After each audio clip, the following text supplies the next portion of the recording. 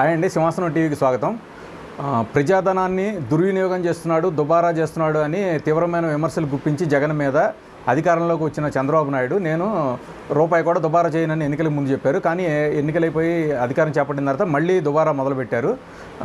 దీనికి ఉదాహరణ చెప్పాలంటే నిన్న ఈనాడు అధినేత రామోజీరావు గారి సంస్మరణ సభ ఆంధ్రప్రదేశ్ ప్రభుత్వ ఆధ్వర్యంలో జరిగింది. అలాగే ఈనాడు, ఆంధ్రజ్యోతి తదితర పేపర్లకి ఫుల్ పేజీ, ఫ్రంట్ పేజీ యాడ్లు కూడా ఇచ్చారు. ఏది ప్రభుత్వం తరపున, ఆంధ్రప్రదేశ్ ప్రభుత్వం తరపున. ఓకే, రామోజీరావు గారు ఒక గొప్ప వ్యక్తి, నేను యాజ్ ఏ జర్నలిస్ట్గా నేను కూడా ఆయన గౌరవిస్తాను.